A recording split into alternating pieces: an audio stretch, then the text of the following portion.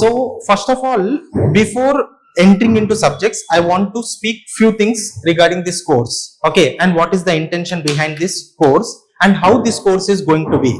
Because I want to highlight few points, and I also want to highlight few points with respect to sociology, and I also want to highlight few points with respect to optional as such. Okay, and I also want to highlight few points with respect to NCERTs. First of all, sticking to the not wasting any time, not deviating from the intention of this course. Okay, the intention of this course, it is a bridge course. Okay, so this bridge course will tell you why you have to take sociology. More than why part, because you have come to this decision means 90% of the students are ready to take this optional. Remaining 10% students, actually I'll stick myself only to English. Okay, because there are many students who are joining from different places of India. So for that reason, we are going to stick with English only. Okay, so the intention of this course, it is going to be a bridge course. In this course, I am going to explain you 4 NCERTs. Okay, 11th class introduction, there are 2 NCERTs. In 12th class, there are 2 NCERTs. In 11th class, there is an NCERT. 11th class first NCERT we will be discussing today is Introduction to Sociology. First NCERT. After that, we will be discussing about Understanding Sociology. That is the second NCERT. In 12th class, there are 2 NCERTs. One is in 11th class, Indian Society is one NCERT, and another NCERT is Social Change. Okay, so these are the 4 NCERTs we will cover in detail. Okay, but as you know, when you are talking about NCERTs, first things is society or sociology NCERTs are comparative to other NCERTs, it is vast. Okay, vast not in the terms of pages, vast in the sense of content. When you talk about, today, if at all I want to finish the first NCERT, I actually designed this NCERT course for, I want to finish it in 1 week. The reason is because I don't want to spend more time on NCERTs, because there will be so many overlapping areas in optional. In optional also you will be discussing. Sir, so as there are so much of overlapping, then why we are going to do this course? What is the reason for this course is, first thing very clearly, I want to give you the essence of sociology. Essence of sociology means, in sociology, what do we actually study? What do we study? That we will discuss. What are these 4 NCERTs trying to say? Okay, you know, when these NCERTs are being taught for 11th class students, because it is designed for 11th class and 12th classes, if at all I discuss this course as 11th class and 12th class kids, you will say that you will lose the interest in sociology.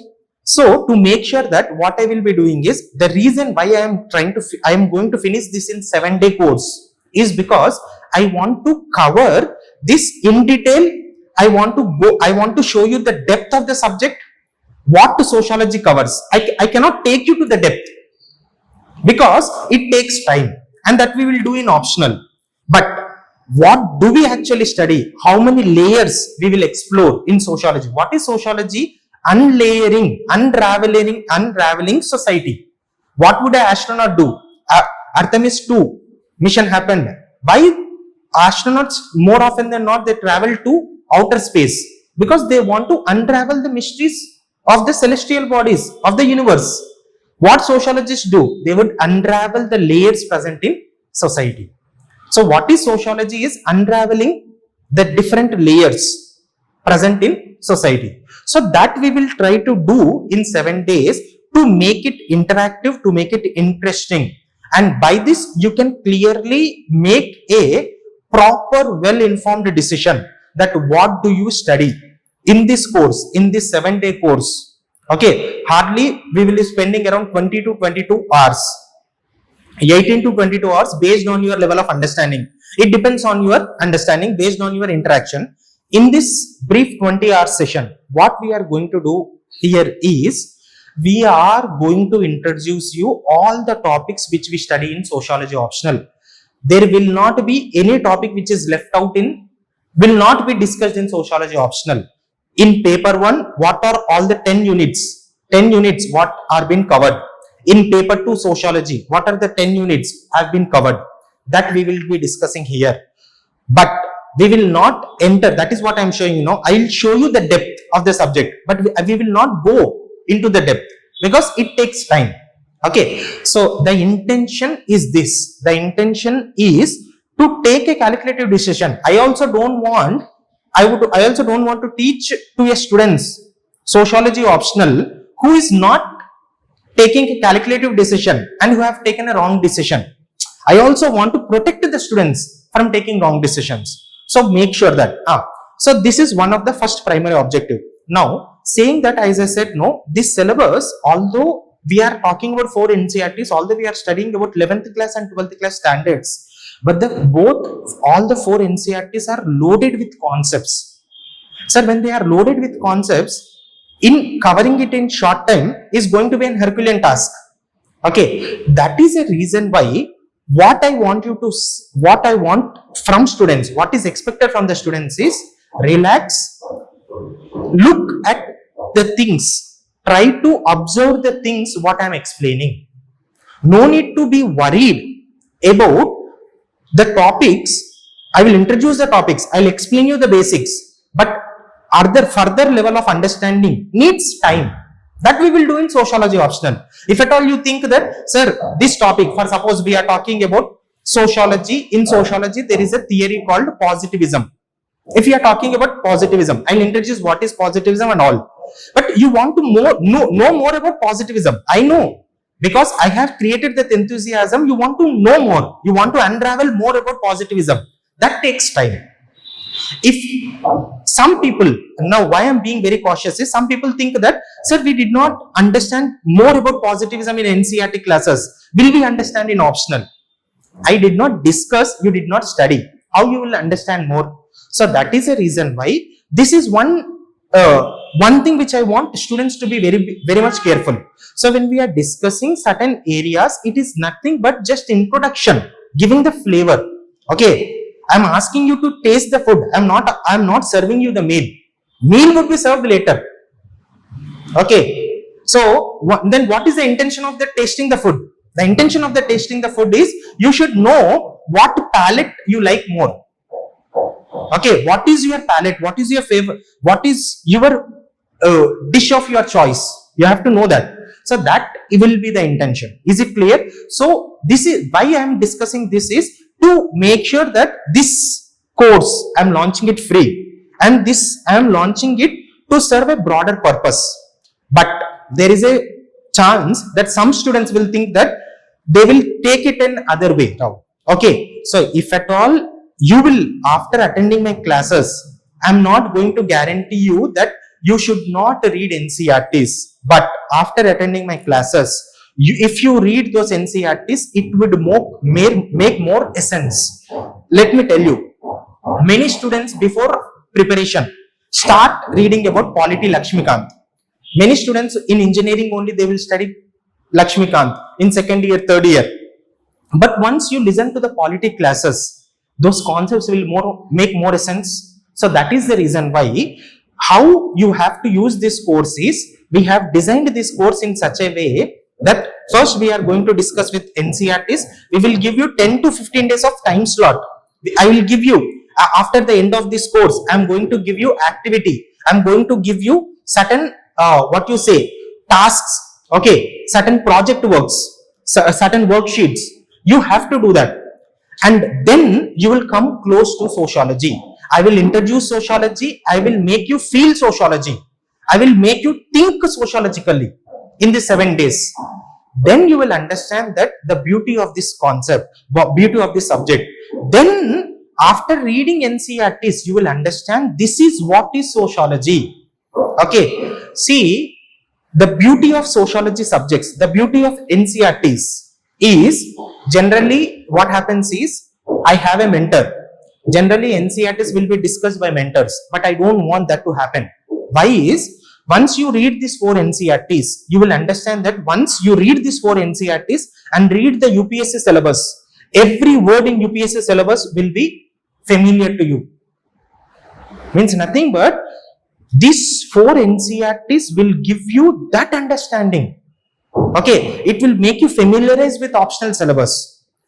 Now, this NCERT course will introduce syllabus of optional. This NCERT course will introduce you our different societies, American society, Australian society, different societies, and it will introduce you to our Indian society in paper 2. So mostly NCERTs, these NCERTs are designed in such a way that they are introducing you almost every concepts which we will discuss in paper 2. Paper 1 related concepts are less emphasized in NCERTs. That is the reason why in my this 7-day course, in this free NCERT course, I am not only going to discuss you complete NCERTs only. I am going to discuss some additional topics which are in paper 1. In paper 1 sociology, there are some topics which are not clearly emphasized in NCERTs. Okay. Paper 2 and paper 2 topics are very much overlapped in NCERT syllabus. Paper 1 syllabus, some areas are missing. That also I will introduce you. So at the end of this course, first you will start thinking sociologically. You will understand what sociology is. Before start thinking sociology, you will understand what sociology is. Because I know that many people know sociology is study of society, but they don't know what do we actually study in sociology. Many people know that in sociology we study about caste system. In sociology we study about caste system. In sociology we study about religion. Okay, in sociology we study about tribes, but actually what do we study in sociology that you don't know? So I will introduce you all those concepts. That is what I am saying now. I will show you the depth also. Now recently in this brief course, I will make sure that every day class will be very interactive with what is happening around the world. I will try to interrelate. In my sociology optional also, I emphasize more on contemporary issues because now UPSC is all about contemporary issues. UPSC is all about value loaded topics are being asked. UPSC is asking about your opinions. UPSC is not asking about defined caste system. Defined caste system was being asked when our parents were preparing UPSC. Okay, characteristics of caste system, defined caste system, what is tribes, what are the characteristics of tribes. Now, what is the contemporary reality of caste system? What is the contemporary reality of tribes? Politics and society is also topic.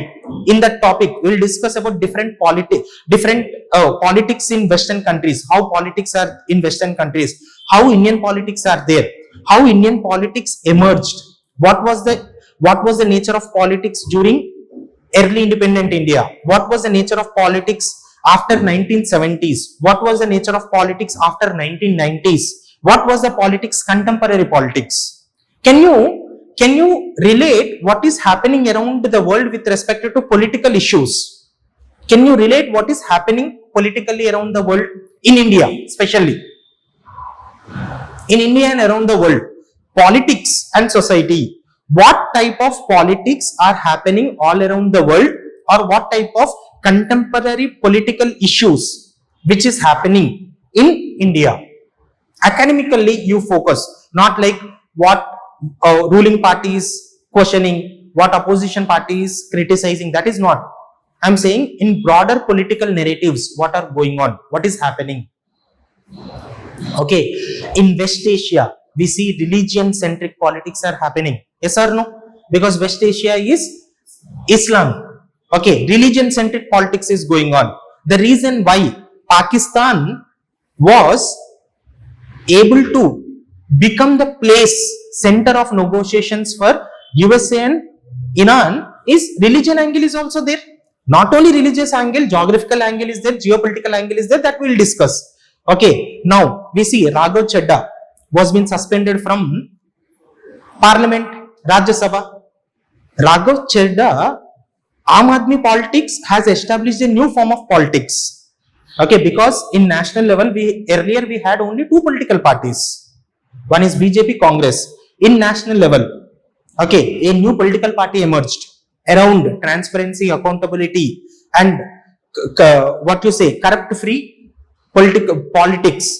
But from again new politics is emerged. Raghav Chedda, we see just before suspending from parliament, wherever you see in YouTube, Raghav Chedda shorts, reels, or content relating to Raghav Chedda was seen. Why that happened? Have you ever thought of it? Because now politics is based on algorithms. Earlier politics was based on ideology. After that, ideology has been replaced by identity, caste identities, religious identities. Earlier was ideology. Ideology is, we will focus on communism, we will focus on socialism, we will focus on mixed capitalism. You understand my point? We will focus on right-wing ideology, BJP, right-wing ideology. We will focus on right-wing, left-wing ideology, communism. Okay, Congress was focusing on neutral, socialist ideology, not neither too leftist nor too rightist. So earlier it was ideology, then identity took precedence. Identity politics, caste politics, Bahujan Samajwadi Party, okay, BC parties, RJD, JDU, Janata Dal Union, these type of politics emerged. Now algorithm politics has emerged. So we will, this is what I am trying to say. I am going to introduce you to the depth of the subject which you have not studied in general studies. So ideology is replaced by identity, identity is replaced by algorithmic politics. This is contemporary reality. So in every topic we are going to discuss on this perspective. Caste system, what is caste system, what are the characteristics of caste system, how caste system changed, how caste is interplaying with democracy, how caste is, what is the role of caste in politics, okay, caste based politics. Now what are the contemporary reality with respect to caste system, why in India, why there was a need for caste census to be included, caste census to be included in census, that we will be knowing. You understand my point? So in general this is how we are going to discuss, but the structure is going to be NCERTs, but the objective will not be restricting to NCERTs. The structure will be provided by NCERTs. The knowledge will not be limited to NCERTs. That is the reason why I did not give it to my mentor. Why I am specially taking this course is because of this. Okay, so I don't want to restrict the knowledge to NCERT level. I want to, wherever possible, wherever feasible, based on the level of understanding, I want to introduce you to the contemporary concepts, link these topics with that. Okay, so this is how you are going to be dealing with this NCERT course. Is it clear? So just don't worry about the, what you say, notes. I will provide you this PPT if at all I want, and notes, there is no short notes for NCERTs. Make sure that you don't read short notes. If you want, I have a short notes. I have my notes which is prepared for myself when I was preparing. Okay, but don't depend on short notes. 4 NCERTs are given very crisp. Read the original context. Okay, today or tomorrow half day we are going to finish the first NCERT, that is Introduction to Sociology. Immediately after finishing, make sure that you read. Once you read, I am sure you will enjoy the book as a novel, not as a reading material, not as a book you are reading. You are going to enjoy that book as a novel.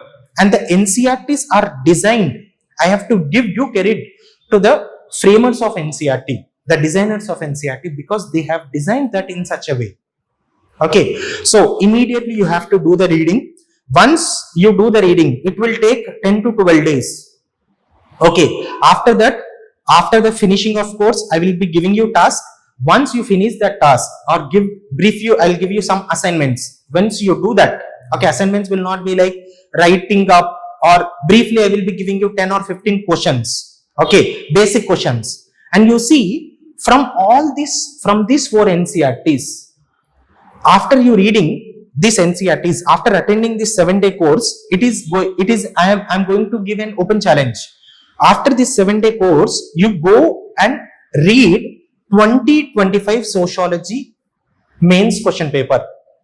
You can understand, you will appreciate how effective was this course. How effective or not this course. How effective were NCERTs with respect to sociology. Okay, so that is the reason why we have designed this bridge course. But make sure that if at all you don't understand incomplete, it is my deliberate attempt to stop that knowledge there, because the rest of the knowledge we are going to do in Sociology Optional. So don't be harsh on yourself. And I want the classes to be very interactive. I have designed these classes also in such a way. Okay, I want it to be interactive. Okay, so NCERT course, this is a bridge course for Sociology Optional, and in this bridge course we are going to discuss these 4 NCERTs. Okay, online students, meanwhile, if you have any doubts, please try to interrupt, try to post questions, any type of questions. Okay, any type of questions are most welcome, and feel free to ask any type of questions. If at all it is about concepts, if at all it is about any trivial, see, no question is small, no question is big. If at all it is trivial question as well, you can be free to ask any type of questions. Okay. Now, so in this course, first what we will be doing is we will be introducing sociology. Then we will be understanding society. Then we will understand the institutions present in the society. We will understand the culture. Okay, how culture is shaping society, how society is shaping culture. Okay, we will understand that in culture, and we will also discuss about socialization. So, in introduction to sociology, there are 5 chapters. First chapter is talking about sociology and society. Second chapter is talking about structure, terms, concepts in sociology. Second chapter, terms, concepts in sociology. Third chapter will be talking about social institutions which is present. Fourth chapter will be talking about culture and socialization. And fifth chapter will be talking about research methods in sociology. If you look into these, more or less, entire paper 1 syllabus will be covered. At least 60 to 70% of the syllabus will be covered. So, I will keep the template as NCERTs, but my focus will be on introducing you paper 1 of optional. Is it clear? So, these are the 5 chapters we will be discussing today. So, this is what is there in introduction to sociology. Now, I said no. What is the intention for this bridge course?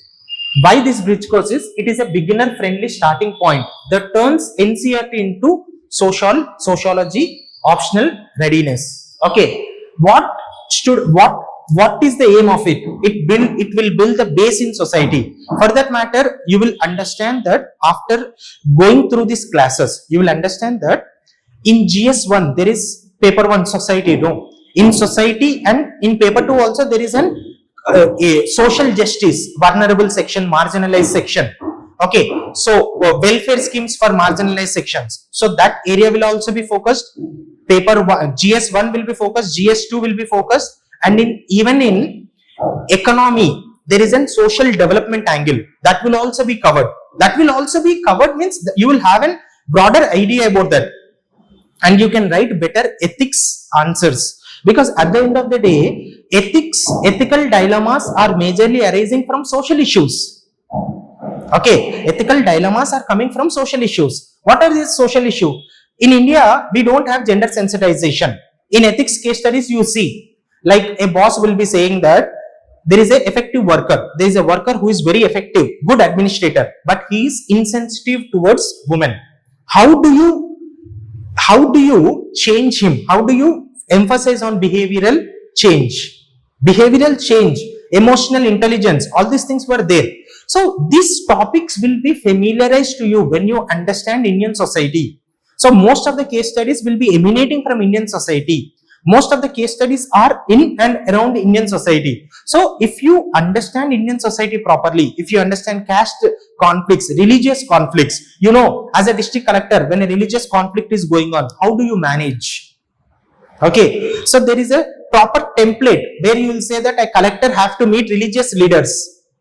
So you see religious leaders, meeting religious leaders, from where it is coming? You are going for a social interaction. What is social interaction? Sociology is focusing on this social interaction.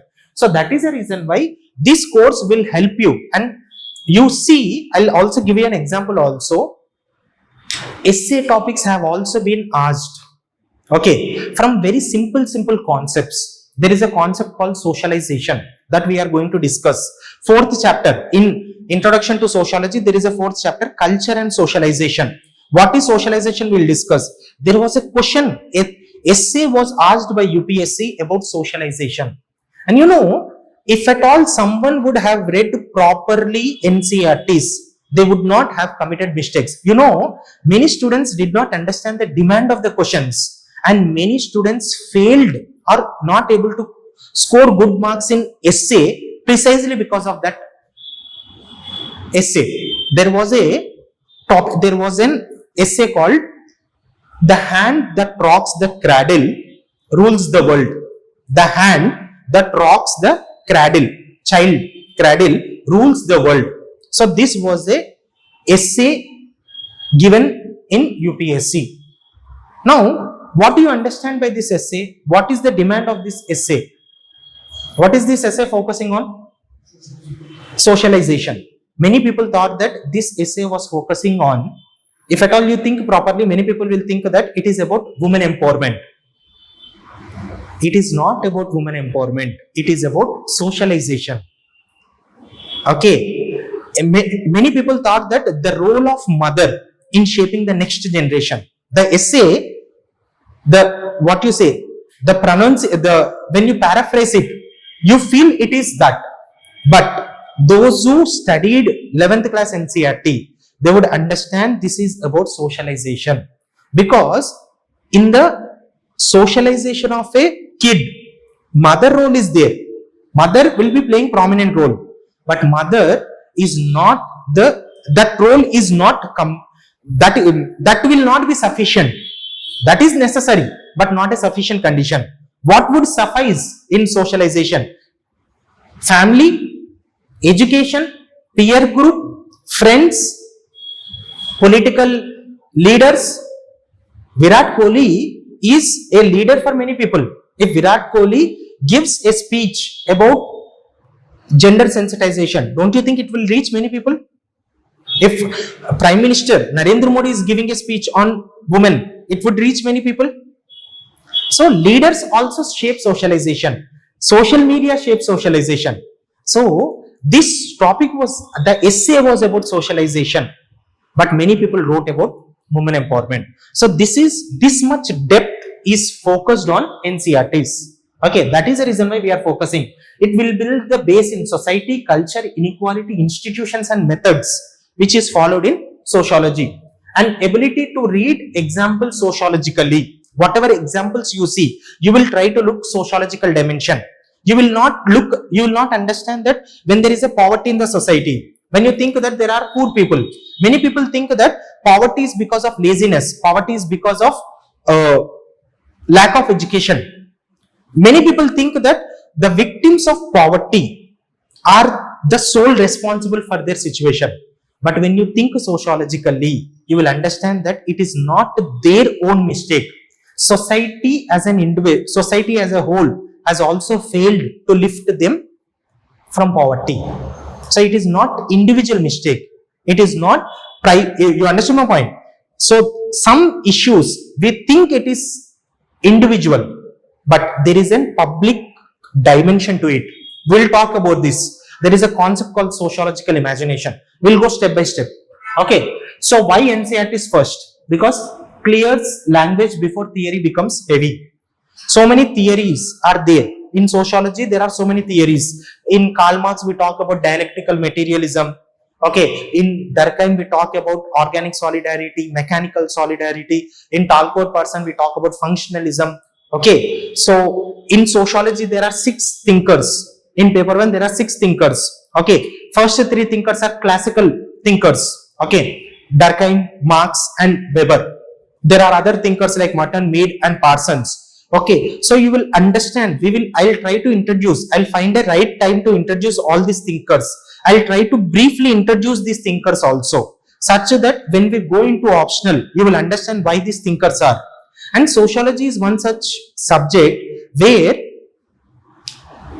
for that matter, when you come for sociology optional course also, I'll spend nearly 1 week time on discussing syllabus only. But now, as we are attending bridge course, I'll reduce it because it won't be effective.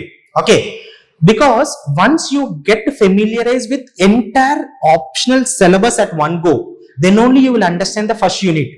If you understand first unit of sociology without completely reading paper, so complete syllabus with paper 2 syllabus also, you will not understand first unit of paper 1.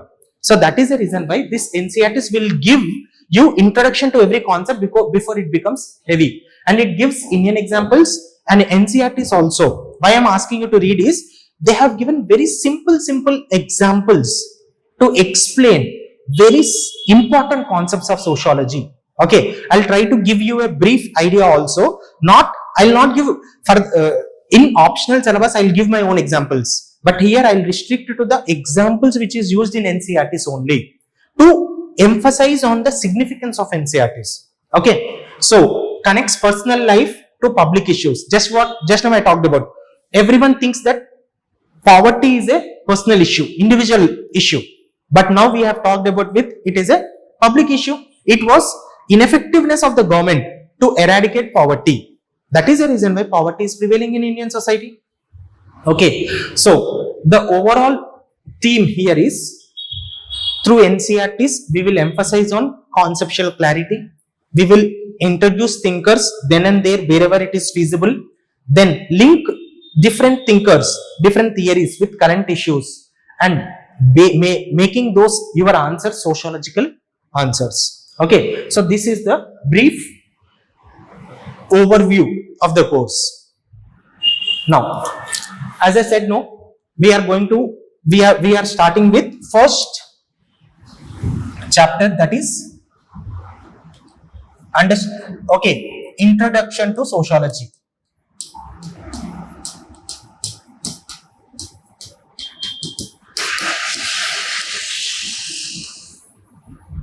In Introduction to Sociology, the first unit is Sociology and Society, and second unit is terms, concepts which are used in sociology.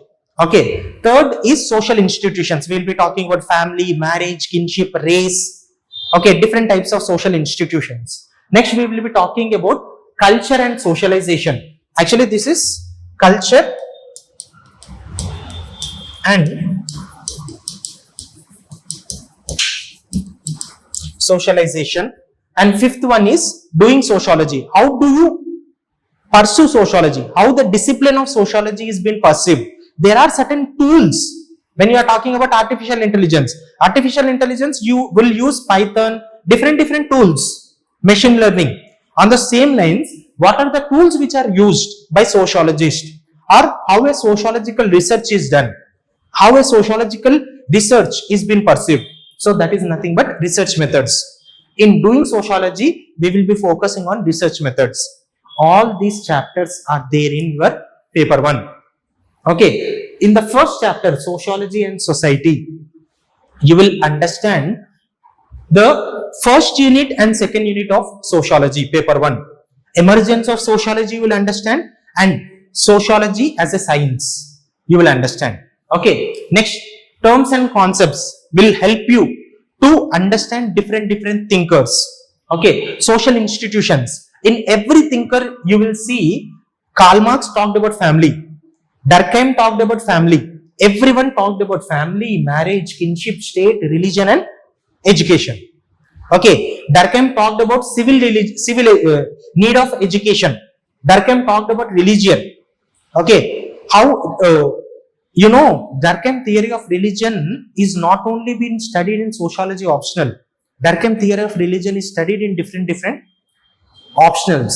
Karl Marx theories is not only restricted to sociology. We cannot be what you say greedy and we say that Karl Marx is only for sociology. Political science students also study Karl Marx. Many even anthropology students study the concepts which we are studying in sociology.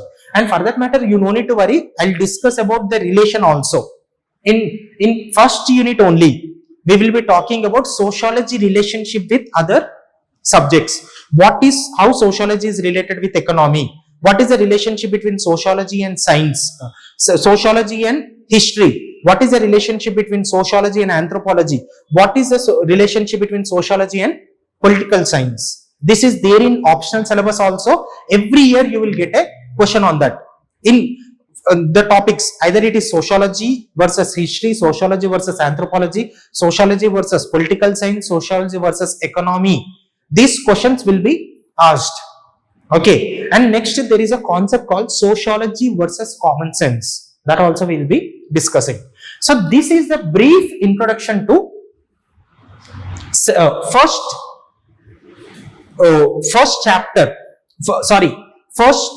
NCERT, that is introduction to sociology. This is the brief. Okay, now before going into NCERTs, I want to spend some time on making you understand what is sociology. Let us start from the scratch. Okay, I think that I will feel that you don't know anything about sociology. So from where only let us begin our discussion. What do you understand by sociology? What do you understand by society? How society and sociology is related? Because the first unit is sociology and society. So first let us spend some time on sociology. Next let us spend some time on society. Then we will enter into first unit. Okay. So are you understanding? I'll make sure that we will go very organically. Ante oka movie lo sequence of events untayi. There would be a sequence of event. I'll make sure that there will be a sequence of event which has been following. Okay. And let me make it clear. In my optional, I never use PPTs. If at all I use PPTs also, I will use PPTs only mostly in paper 2 or some areas. In research methods, I have to show you charts. I have to show you diagrams. There I will use PPTs. But why we are using PPTs for bridge course? Because I want to make sure that we focus more on understanding than on writing. In optional, you need to take notes. So when you join my optional course, I always believe in traditional model of teaching where I write on the board and you take notes. If at all there is, I will give you dictate. I will dictate the notes. That will be the model of teaching, because I want to emphasize this is one of the demand from students. So how you will discuss in optional? Okay, I will go for traditional method only. I believe in that, and through that only effective learning will happen. But the point why we are using PPTs is, only thing is I have to cover more in a limited period of time. Okay, and I cannot extend more classes also. The reason is you will feel that, sir, what is the point of taking so many classes for NCERTs? Okay, chalo. So let us first discuss about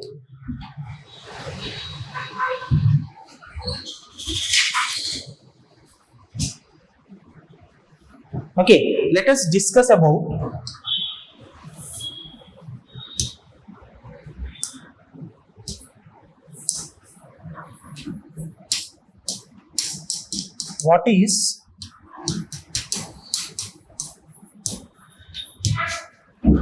sociology.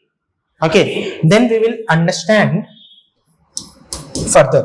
Okay, so first I want you to answer. Please tell me what is sociology in your own understanding. As I said, no, my classes are going to be interactive. Definitely I have to make it interactive. Yes, study of society. Okay, so very good. Sociology is nothing but study of society. I want I want only you to answer, you to define sociology such that it will remember, you will remember it for longer period of time. Okay, this is how actually our classes will be, but now we have to finish more. That is the reason why we will be depending on like templates. Okay, study of society. Okay, very good. Now my question is, what is society? Group of people is society. This is society. Group of people having social interaction. This, okay, all the social interactions will be considered. Okay, so now very good. Society is a group of people. Okay, listen very carefully. First we will understand society, then we will come to sociology. Society is a group of people. Group of people means more than one. More than one people who are entering into, who are having a social interaction. But these social interactions have to be patterned. Okay, when you are entering into a social institution, marriage is a social institution. There is a pattern of marriages, you see, whether it is Hindu marriages, whether it is Muslim marriages, whether it is Christian marriage. Now, society is nothing but how a group of people are having a patterned social interaction. Simple. Society is how a group of people are having a patterned social interaction.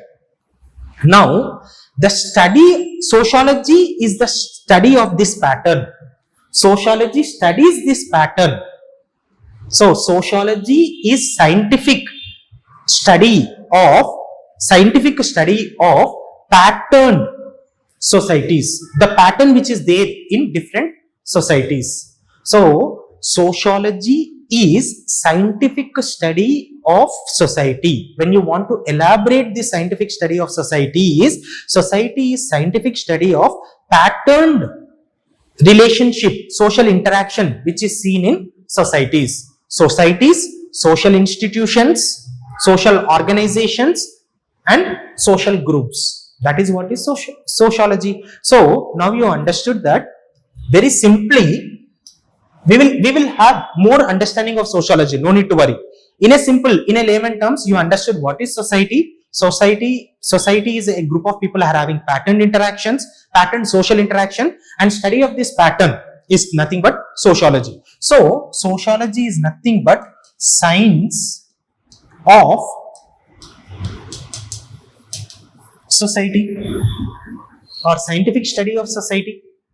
Scientific study of society means looking into patterns, observing the patterns. How in marriage, what are the patterns we see? That will be called as an Hindu marriages. If at all we see Hindu customs are being playing. If Islam customs are seen, Islamic marriage. You understand my point? So sociologists who want to study marriage, he will say, I have seen these patterns in Hindu marriage, I have seen this pattern in Islamic marriages. Simple. Now, this is first prima facie understanding of sociology. Now, let me try to define sociology in an other way round. Why is? Because first of all, we have to own this word called sociology. If you don't understand, tomorrow you say that, what is your optional? Okay, sociology. Who is your teacher? Vinay. Okay, define sociology. Our sir did not define sociology. Okay, so then you will understand that, okay, so there is something wrong with your understanding. I want first you have to own this word called sociology. So in sociology, what we are talking about is, we are talking about society. Now my question is, you are born and brought up in this society. Why do you need sociology as a discipline to study this society? Have you understood this question? Vasudha was born in this society and became part of this society. Okay, from past 20-25 years, she is a part of this society. Why you need a teacher? Why you need a subject, a discipline called sociology to introduce you to that society? To understand the commonalities in the institutions. To understand the commonalities between the institutions, very good. Usually we take our society as a granted. Very good. How fish takes water for granted. Individuals take society for granted. Very good. We take society for granted. Okay, that is the reason why we think that we know. I am born in a caste. I know everything about caste. But when you understand other caste practices, when you understand the caste practices in North, how caste is prevalent in North, how marriages are done in North. Marriage is an institution. South Indian marriage is different from North Indian marriage. In North India, in South India, cross cousins would marry. Okay, brother-in-law, Baba, Mardan Pellioskundargal. So cross cousin marriages are there. But in North India, you don't see cross cousin marriages. Okay, you understood? So you are saying that commonalities. Okay, I am saying that you will study commonalities. You will also study those features which are not common, which you don't know. That is the reason why there is an sociologist, Peter Berger, talked about sociology in such a way, saying that sociology will give you new lens to the known world. You are looking at the known world with a new lens, which is providing you. Okay, so Peter Berger talks about saying that he defined sociology as such a discipline which is going to provide you new lens to the known world, the world which you are familiar, which you think you are familiar. But when you look from the lens of sociology, you will understand so much. It is not that common. There are things which are beyond common. That is the reason why now with this explanation, when I want to move further, okay, with this explanation, when I want to move further, sociology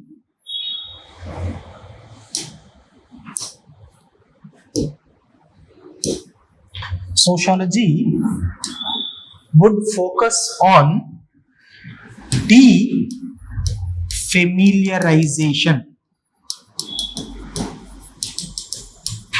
of familiar. Someone would define sociology in these lines also. Defamiliarization of familiar. You think you are familiar. Caste system is familiar to you. But when you look the caste practices in North India, when you look into caste practices in Northeast India, when you look into caste practices down south, when you look into caste practices in North, West India, then you will understand there are so many layers. That is the reason why I said that sociology is unraveling. You are unraveling the mysteries which is present in the society. You see why many students, let me tell you, why you are sitting here is, you think that what is sociology? Why you have selected this optional is, you think that sociology is nothing but studying about our society. We know about our society. We know about caste system. We know about tribes. We know about marriage. But I will discuss those things which you are not that familiar in the institution of marriage. In the institution of caste, you won't be that familiar. In the institution of family, I will make you understand there are so many those areas which you haven't studied. So when you talk about sociology, you are nothing but defamiliarization of familiar. Okay, so this is how you have to understand what is sociology.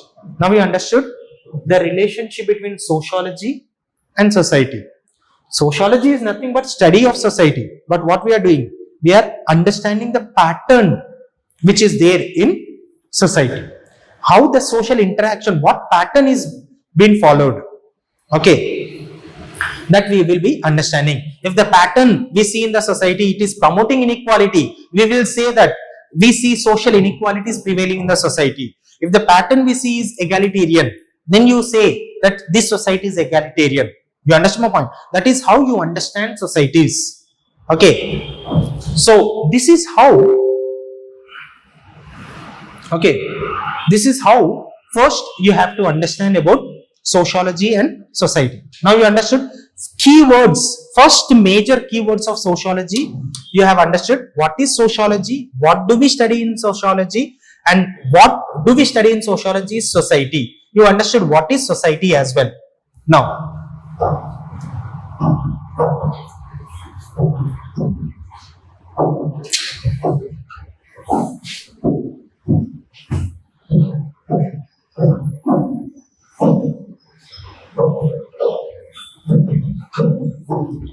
okay, now, very good. Sri Chandana, study of society.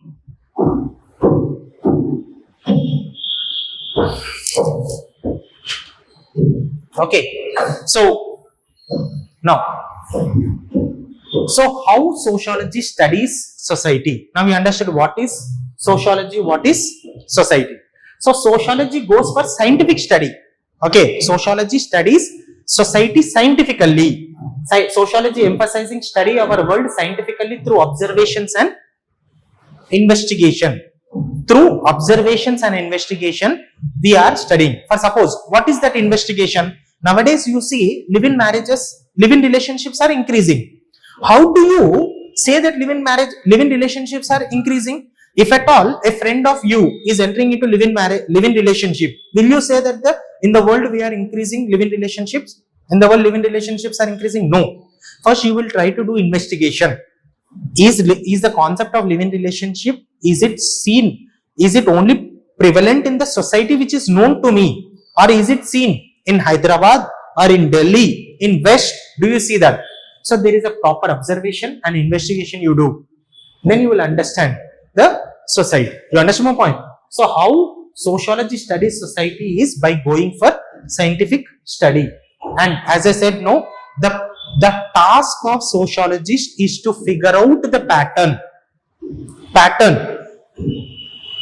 Marriage, is it declining? Marriage as an institution is declining.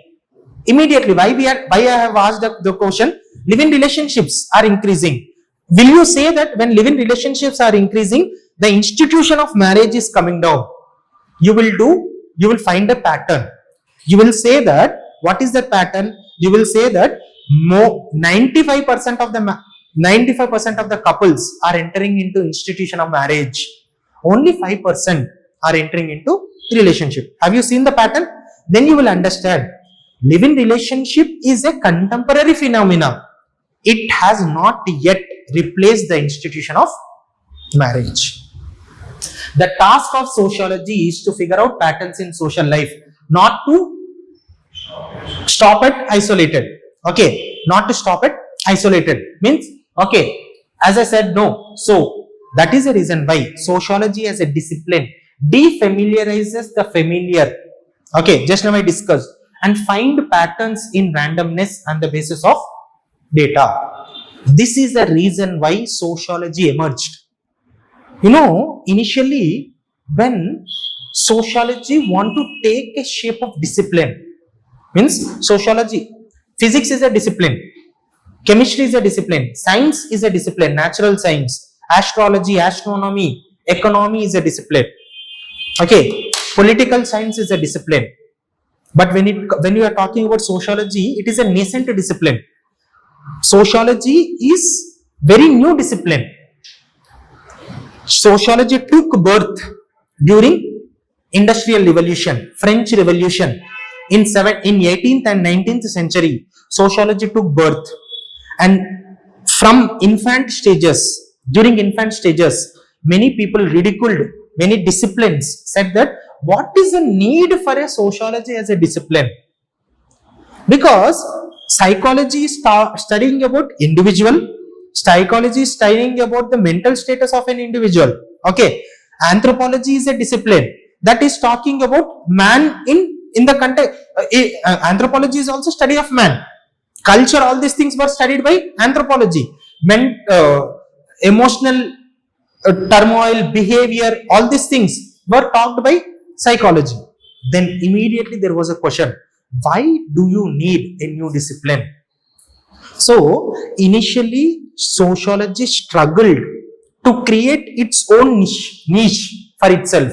Niche means to create its own space. During that point of time, sociology said that what other disciplines would not study, we would study. we have our scope for study. There is a scope which other areas are not focusing. For suppose if you are saying that individual suicide is a individual criteria, why in some societies rate of suicide is more, why in some societies rate of suicide is less? Would psychologist answer that question? Sociologist would answer that question. How? We will find out the pattern in randomness through data collection. Are you understanding? A psychologist will might say that why an individual committed suicide, but a psychologist might not say why a society, in a society compared to Germany, for suppose, why in France suicide rates are more compared to India, why in neighboring countries suicide rates are more compared to South Asian countries, why in West suicide rates are more compared to rural areas, why urban areas suicide rates are more, why Bangalore is a suicide capital of, why Bangalore is called as a city of suicides. This will be only figured out by sociologist. You understand my point? So that is a reason why, that is why sociology emerged as a distinct discipline. Now you understood? So sociology, how sociology emerged as a discipline. Now we will discuss how sociology emerged as a discipline also, although it is not that much detail in NCERTs, but as I said, no, to focus on paper 1. Okay.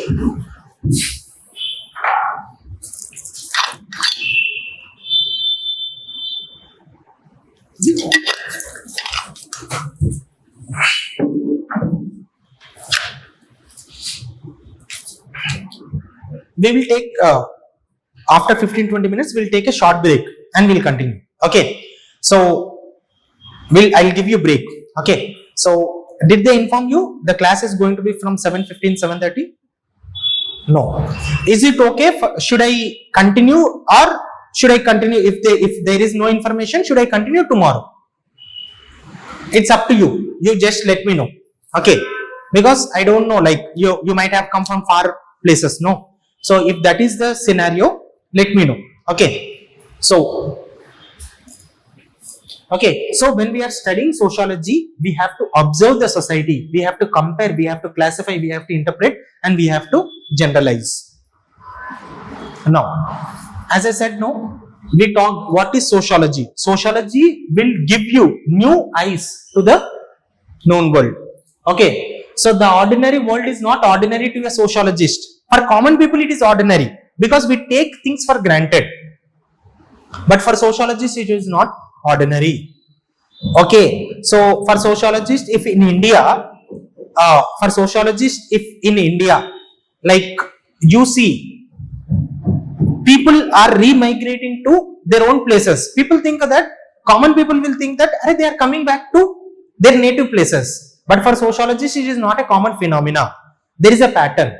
Why people are coming back to native places? Okay, people who have migrated, they are coming back. What do we think? They are coming back to their own home. But sociologists will say that this is a concept called remigration. What are the causes for migration and remigration? You understand my point? So that is what I am trying to say. The ordinary world is not ordinary to sociology. Family. What are the changes which we see in family? Nowadays we are talking about a concept called dink families. Dink families. Have you heard of this word? Dink families. Double income, no kids. People want to get married, but they don't want to have children. Now, how do you interpret this as a common? Now you don't have sociological understanding. As a common man, how do you interpret this phenomena?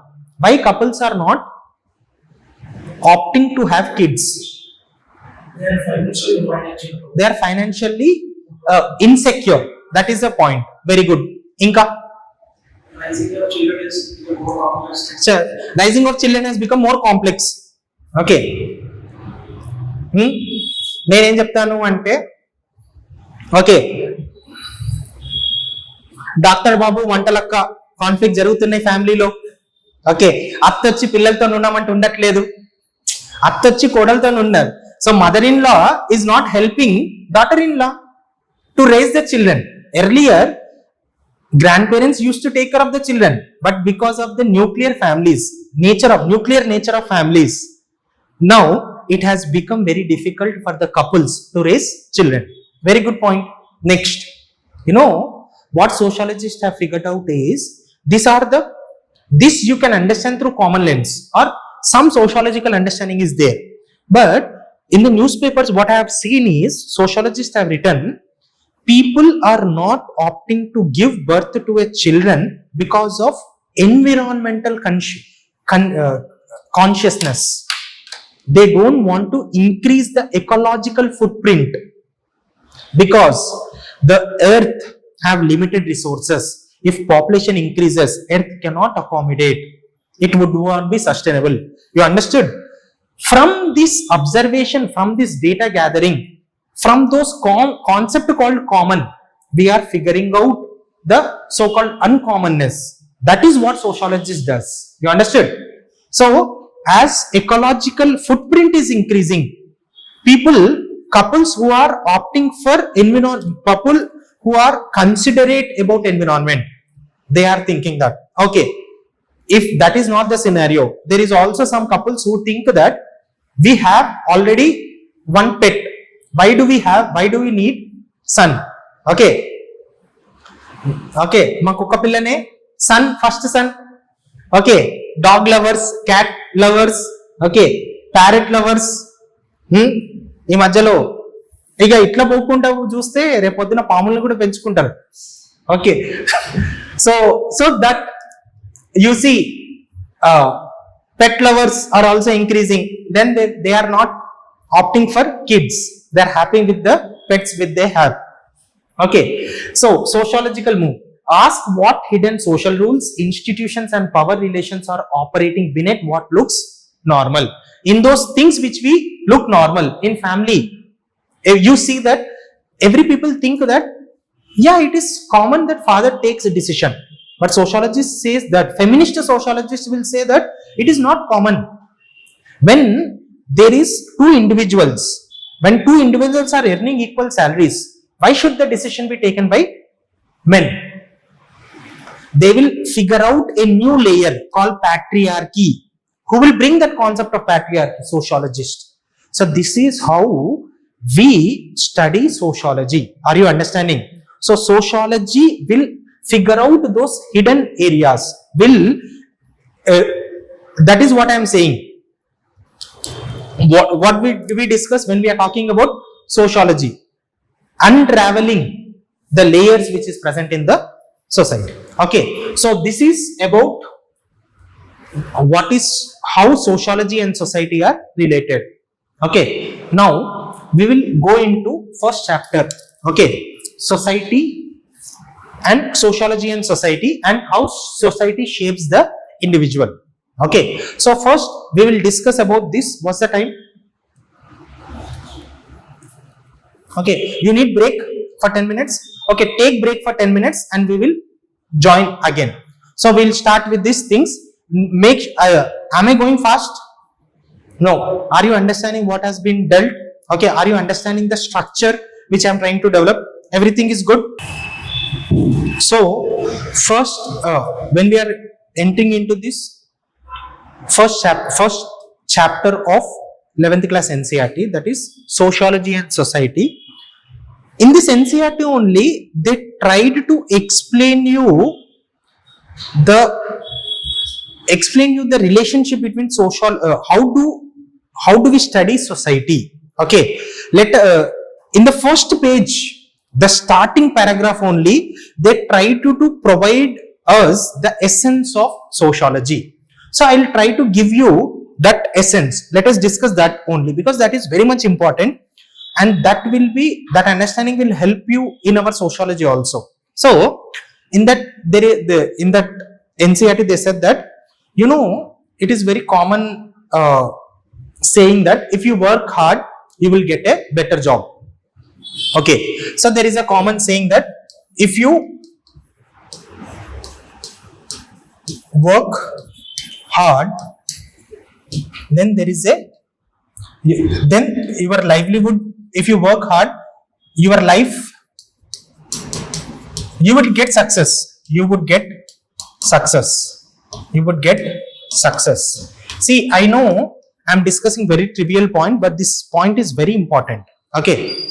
Next, if you work hard, you would get success. Second point is, if you select this subject as your career option, if you do MPC, then you will get job easily. If you take BPC, your job opportunities will be delayed.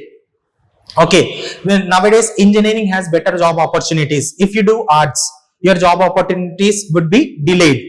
Okay, you might not get that job opportunities. So second case study, second activity is saying that if you select particular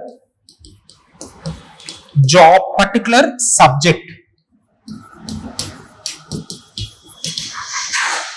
it improves your rate of success. Very simple. Okay. Third concept is, if you are, as you are a girl, it is better you take this subject. As you are a boy, you better you take this subject. The third point is, based on your whether it is boy or girl, there are certain career opportunities which shapes success. Next,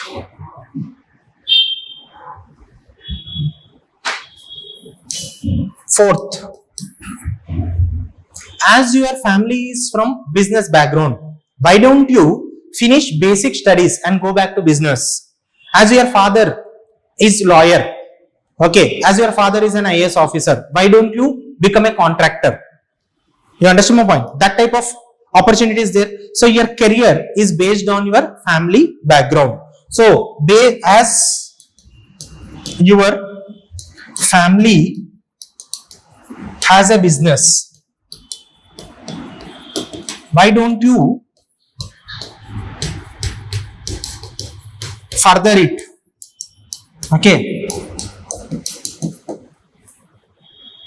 Now, these are the simple topics, simple sentences we hear more often than not.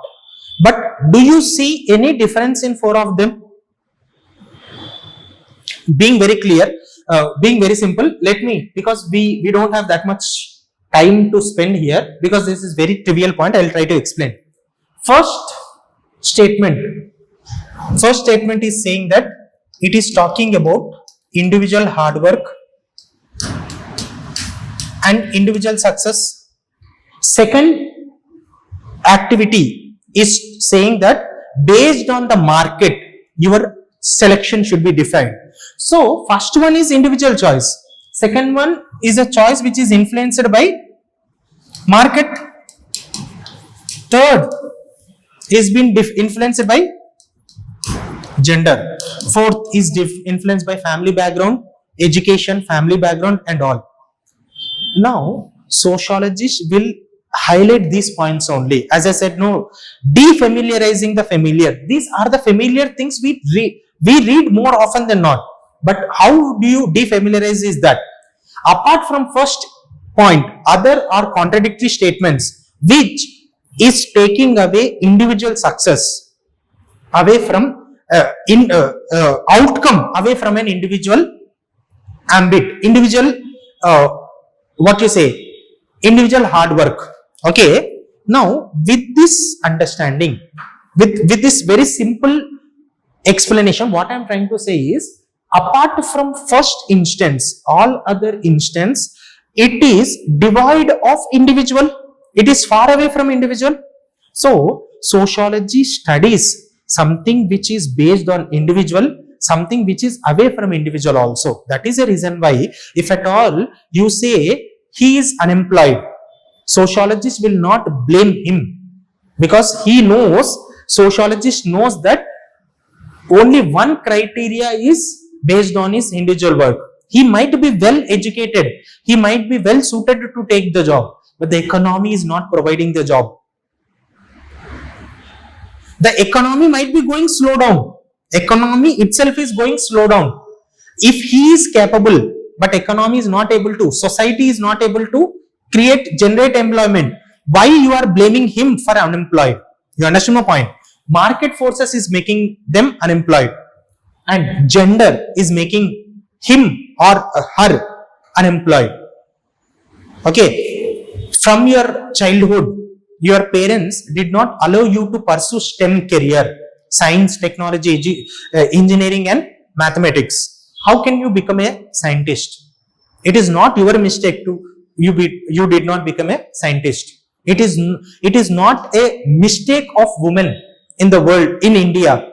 As in India, very few researchers are women. It is not women. It is not the mistake of Indian women, as they are not able to become astronauts. NASA have sent women astronauts. Have you seen that?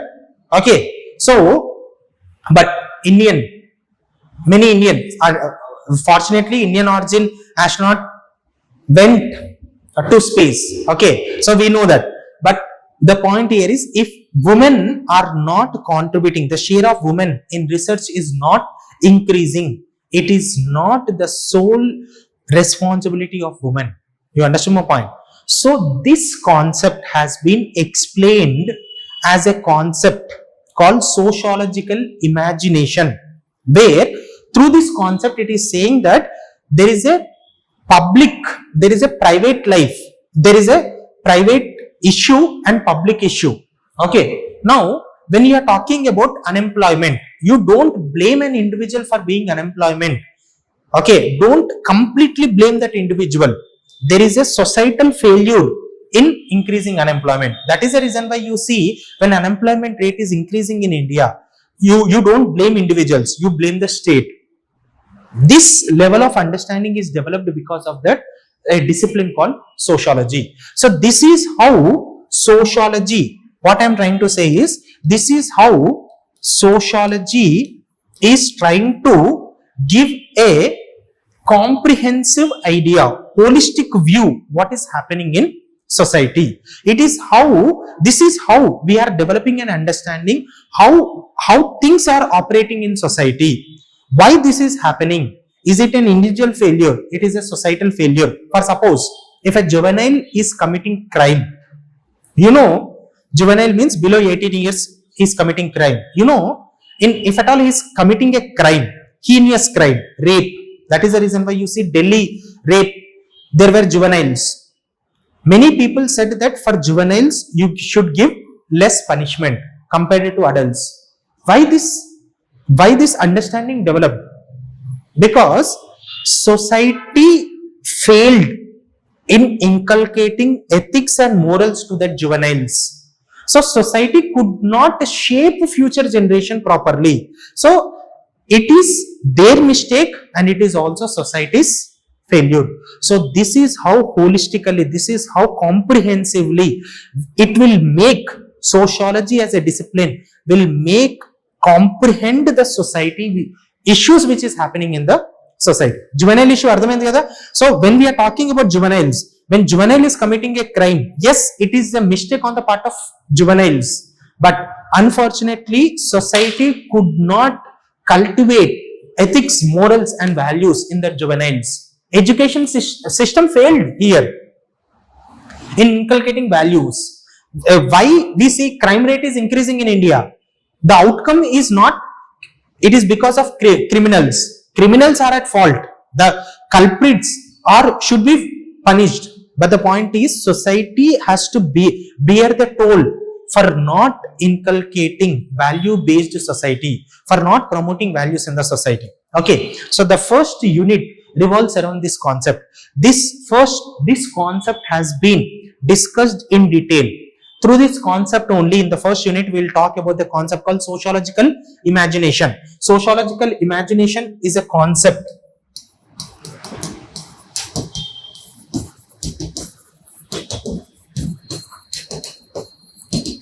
is a concept given by Sarat Mills.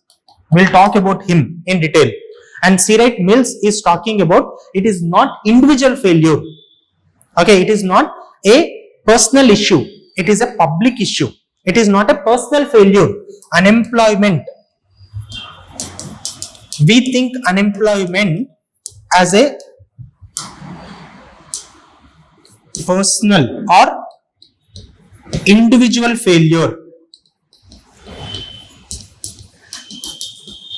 But actually it is a public issue or social issue. So sociology have taken the scope from individual to society.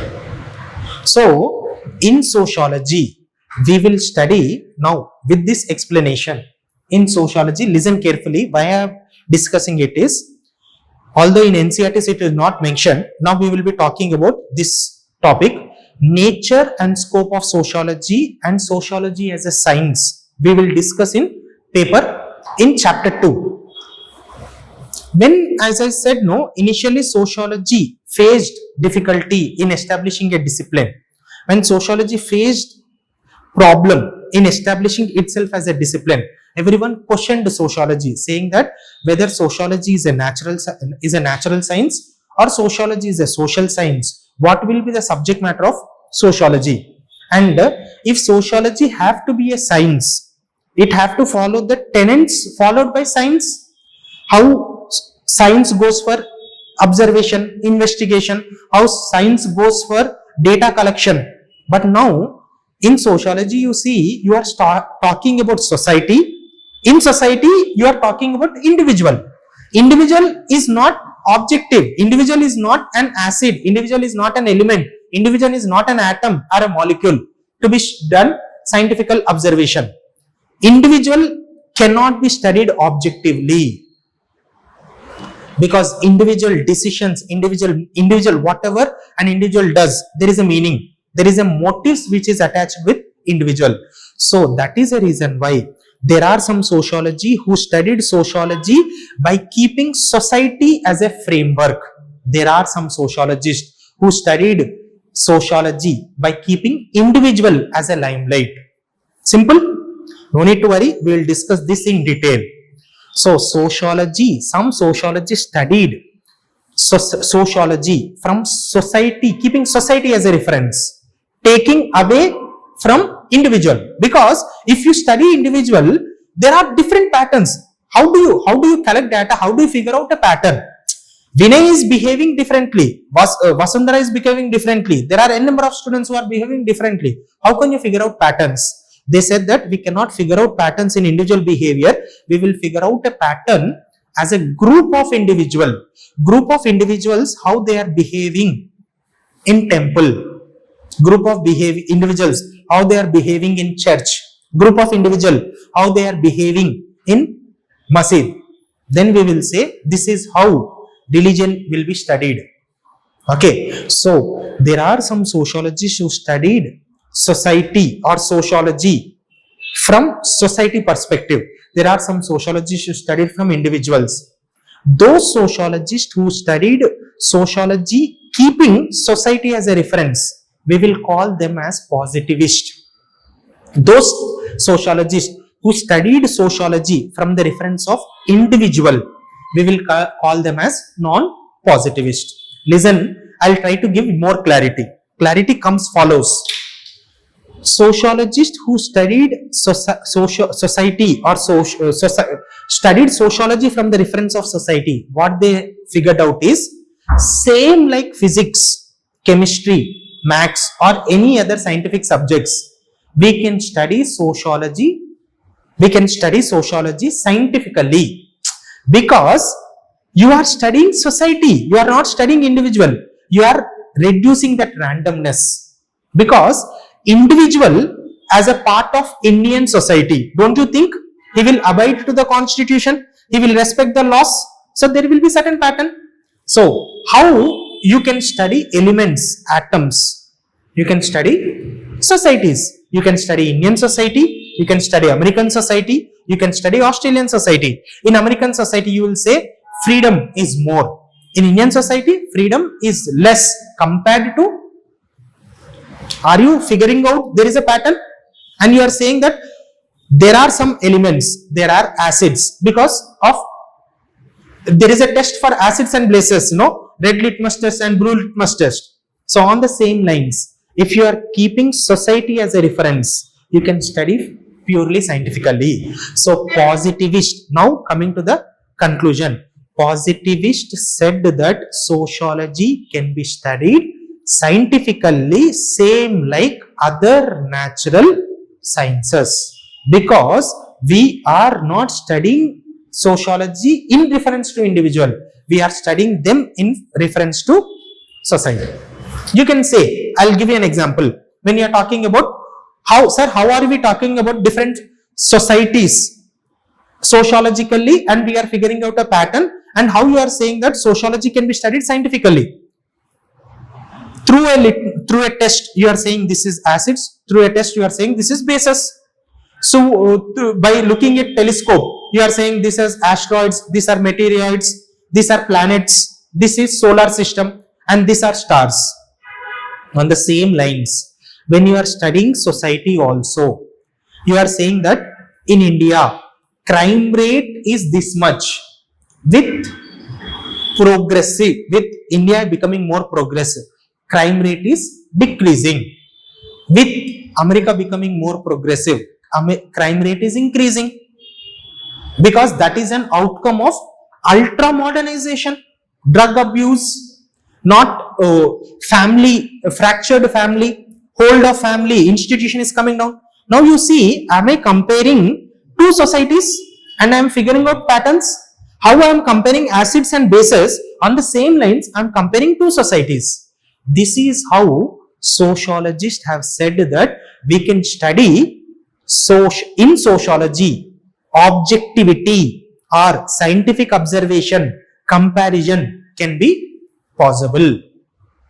But non-positivists said that at the end of the day, we are studying about individuals. When we are studying individuals, bringing that objectivity, bringing that scientific observation, data collection and objectivity is difficult. Was being said by whom? Non-positivist. Now you understand my point. So when we are studying sociology, so first there was a debate that whether it can be studied natural science. Yes, positivist or group of sociologists said that yes, how physics can be studied, how physics undergoes research, how physics performs research. Sociology can also can undergo scientific observation. So this is how some sociologists called positivist emphasized. Some non-positivists said that sociology cannot be studied scientifically same like physics, chemistry and other natural sciences. But human behavior, when we are talking, non-positivist is keeping reference what? Individual. Positivist keeping reference what? Society. So positivist is saying that society shapes individual. Sir, this is not in NCERT, this will be in optional. We will discuss in detail. But I am giving essence. We are only looking for essence. I am giving you the taste of it. Don't go for complete understanding. Okay, just look for what will be discussed.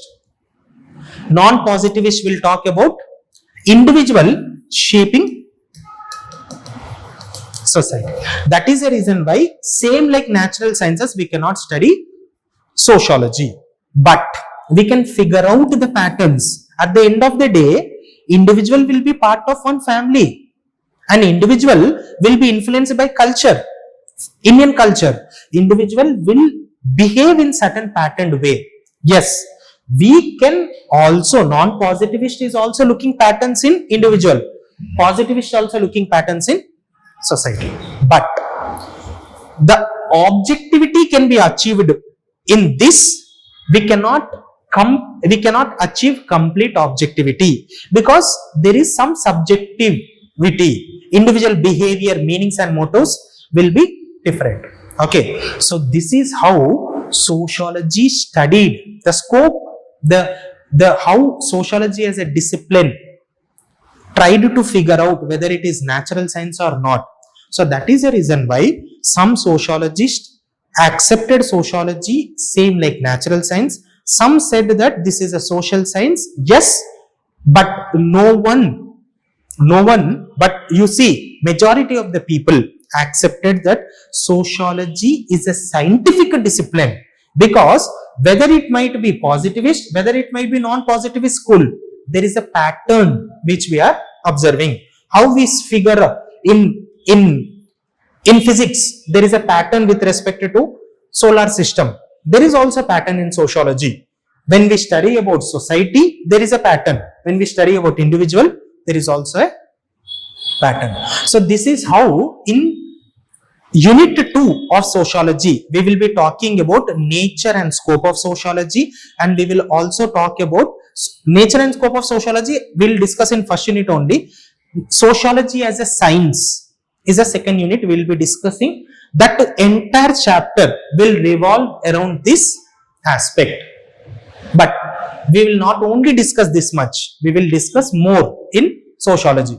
So this is one important topic which I want to give you when we discuss introductions. Okay, introduction to sociology.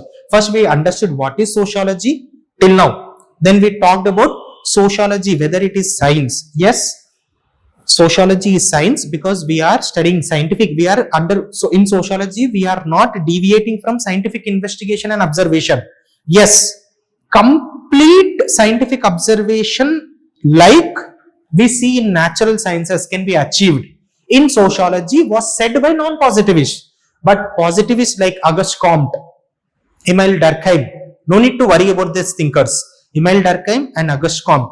Auguste Comte is the founder of sociology. Emile Durkheim, Auguste Comte Auguste Comte gave the concept of sociology, and conceptual development was done by Durkheim. So these both sociologists are very important for sociology. So both are positivist. They said that yes, like other sciences, sociology can be going for natural, can same follow the scientific principles and scientific observation. So natural science ki, sociology ki, there is no difference. But non-positivist is saying that they are highlighting the limitations. They are not saying we cannot go for scientific study. They are saying that we can go for scientific study, but there are certain limitations. Okay. At the end of the day, psychology is also a science. Psychology is also studying individual. Anthropology is also science. So anthropology is also studying individuals. Because in all these subjects, so-called social sciences, we see there is a scientific investigation, there is research methods and tools. Some tools are quantitative tools, some will be qualitative tools. Okay, positivists will give emphasis on quantitative tools, non-positives will emphasize on qualitative tools. No need to worry, that is there in the chapter. We will, from here, we will expand this concept, we will expand the understanding. Okay, so this is another basic which I wanted to discuss with respect to sociology. Next, is it clear now? Just what is that you want to carry with you is sociology is science. But initially people questioned it. That is the reason why early thinkers gave theories, methods and scientific observations to prove that sociology is same like natural sciences. But some other sociologists said that yes, sociology is science, but there are certain limitations. How natural science, objectivity means nothing but, when I am talking about objectivity, I am using a keyword. Let me tell you, objectivity is nothing but something is existing there. We can study it. You know, moon is existing there. You need to take a rocket, go study and bring. Okay, so external, something is external, you can study. That is what is objectivity. Objectivity means calculating data. Objectivity means simple point. If you take one element, that is acid, if you do a research in one lab, that will be called acid. If you do the research in another lab, it will be testified as acid. If you do the research in another lab, it will be testified as acid. That is objectivity. Very simple. On the same lines, positivist is also saying that if you study Indian society, you will figure out the pattern. If you study American society, you will figure out the pattern. If you study Australian society, you will figure out the pattern. Indian society, there are some social institutions. In American society, there are social institutions. In Indian society, there is marriage, family, kinship, education and all. In American society, there is there. Might be American society, literacy is more. In Indian society, literacy is less. Acids also, there are many acids. There are pH will be more for some acids. pH will be less for some acids. In Indian society, literacy is less compared to Western society. So, same objectivity you are achieving. But non-positivist is saying that that level of objectivity is not that achievable because we are talking about individuals. That's it. That is entire chapter 2. Okay, very simple. Overall, you see from this chapter, every year 40 marks would be asked in Sociology Optional. What is positivism? Why? What is the difference between positivism and non-positivism? What is the research difference between positivism and non-positivism? What is the conceptual difference? Conceptual difference, now only you understood. Positivist focuses on society, non-positivist focuses on individual. Done. Okay. That's it. See, sociology is not difficult. Concept, once you understand the concepts, everything is easy. Next, now we will focus on chapter 1. In chapter 1, emergence of sociology is also discussed. Actually, in this book also, in NCERT, they focused on emergence of sociology. That is the reason why we will discuss about emergence of sociology. Briefly, we will discuss. As I said, no, all at the end of the day, we are trying to give essence. Emergence of sociology. When we are talking about emergence of sociology, simple, listen it as a story, such that it will stay in your mind. Technically, I'll discuss it later. Okay. Now, remember, this is a ball. Okay. Let me first check with online students. Online students, is everything clear? Are you following? Okay. I'm trying to introduce all the key concepts in sociology such that these basics will help you to understand the following lectures better. I hope you are following. Any doubts till now? Chalo.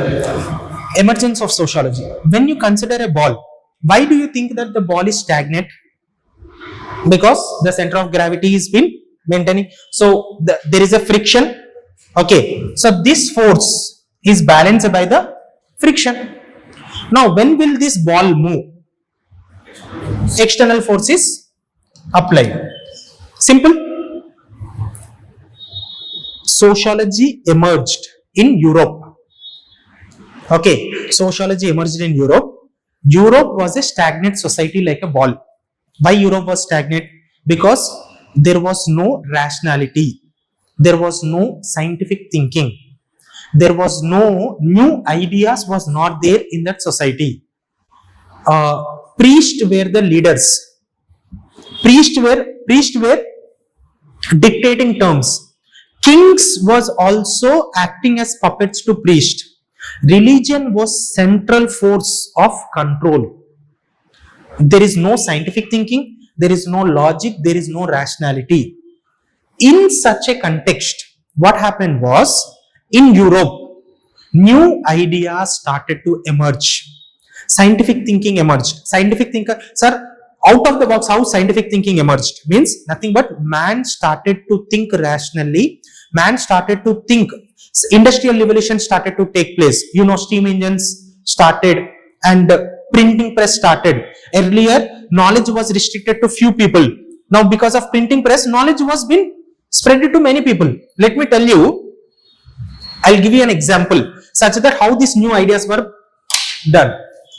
Before printing press, everything was written by hand.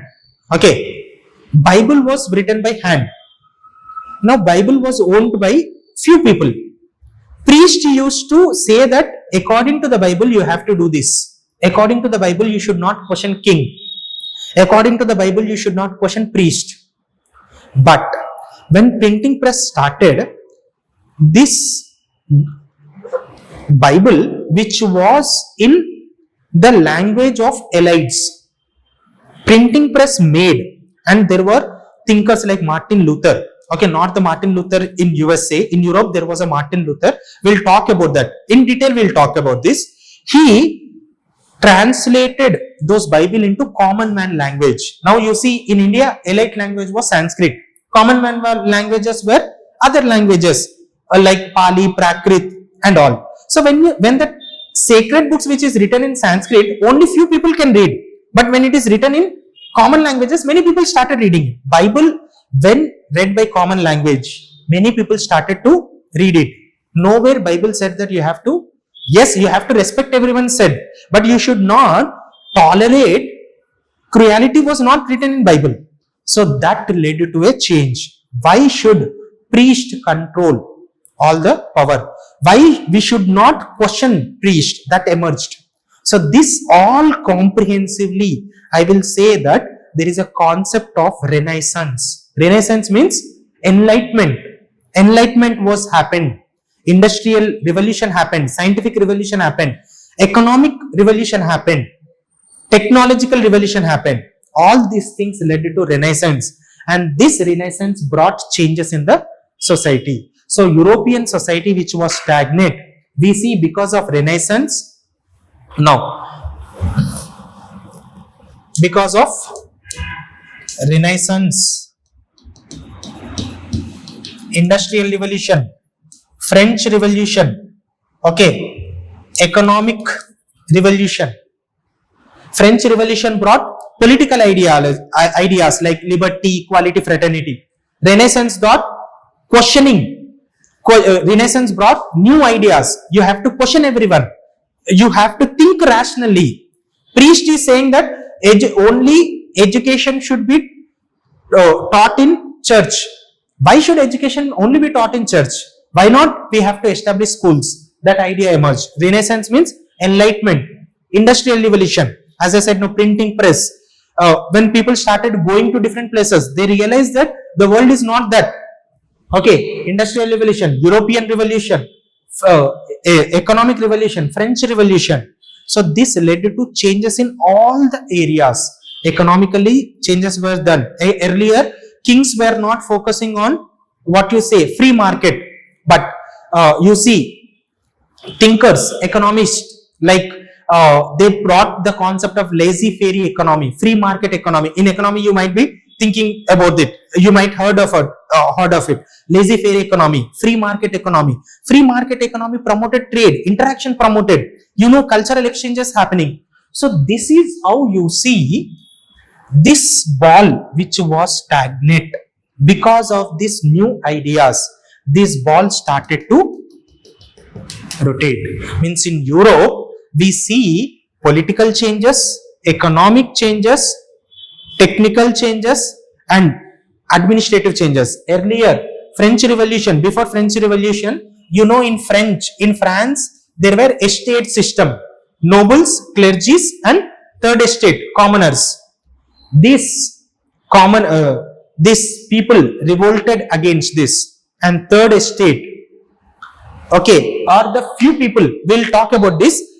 Actually, complete third estate gadu, few people in third estate capture the power. So that is how we see third estate erased clergy class and nobility, and that is how you see equality was established. So this is how you see in Europe what happened was enlightenment, industrial revolution, French revolution, modernity, all these ideas brought changes in Europe, where earlier people were thinking that what church was saying is true. To an extent, saying that church was saying that earth was at the center and sun is revolving around earth. You know, Copernicus said that, promoted heliocentric theory. Church did not accept, and you know, they have given him death penalty. Death threats have been given. When Kepler gave mathematical model and proved that Earth is not at the center, Sun is at the center. Galileo invented telescope. You understand my point? This led to questioning the church. That is enlightenment. So this all led to emergence of modernity. Modernity is new ideas.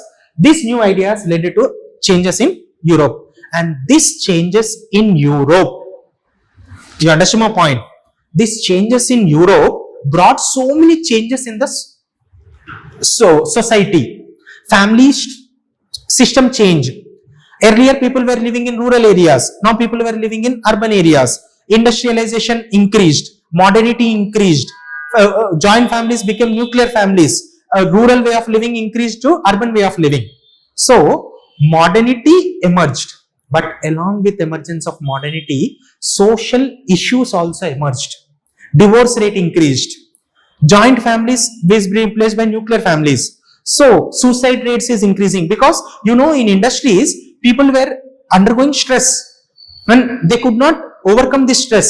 Hold of social norms. Earlier family was controlling all the people. Earlier grandfather used to control all these things. What type of occupation should be done? What type of education should be given? But now the hold of social norms has also been diluted. That is the reason why thinkers like Durkheim talked about increasing anomy in the society.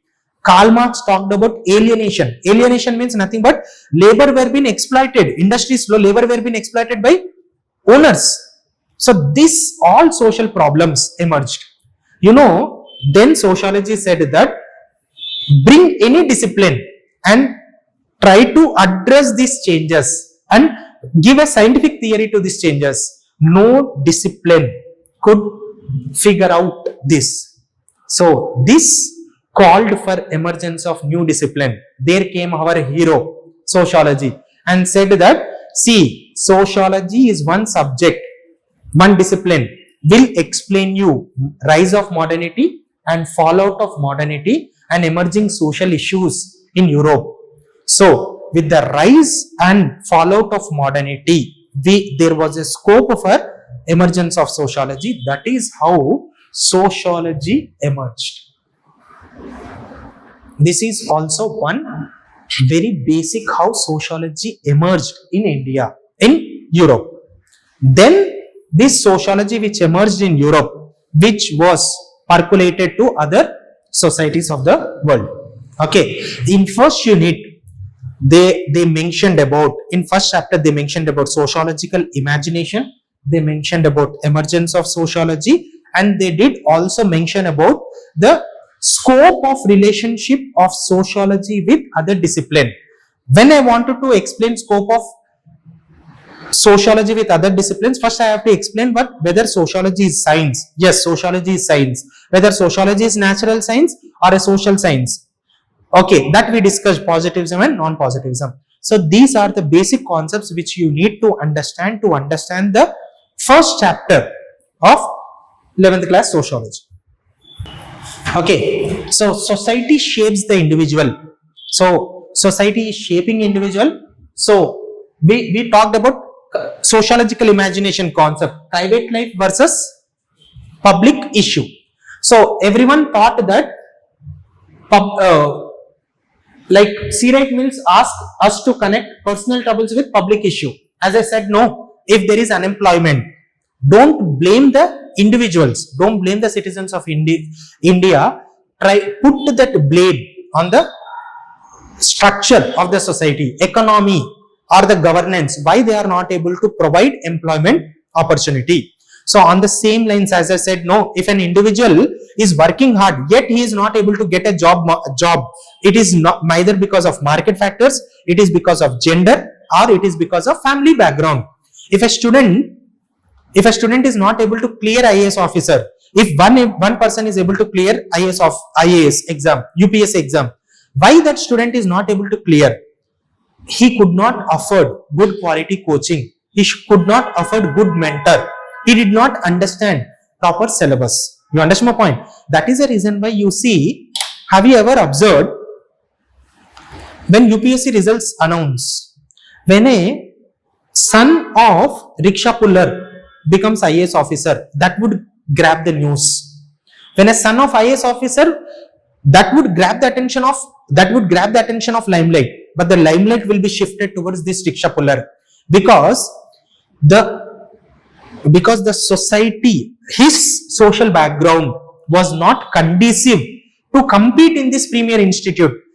He did not only compete with other students, he competed against his own circumstances. That is the reason why his achievement is considered special. You understand my point? So sociological imagination emphasizes that this differentiated between private life versus public life.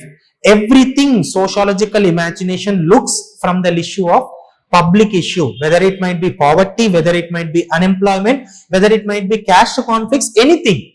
It will be looking from the lens of public issue. So, as I said, no, for a person to access life chances with respect to successful, he have to have it depends on job market, it depends on gender, it depends on caste, it depends on class, it depends on region. You understand my point? For suppose you are from a region where no one have become. In our institute, there is a sir called Ajay Gupta. So from his mandal and from his district, till now, there is only one IAS officer who could have cracked that IAS exam, or very few people have cracked that. Now, Ajay Gupta, sir, dreaming to become an IAS officer is itself an achievement. So, region also plays a role. Next, schooling. If you are studied in government school, you know you won't have that infrastructure, quality infrastructure. In private school, you have that quality infrastructure. Now, schooling will also influence your success rate.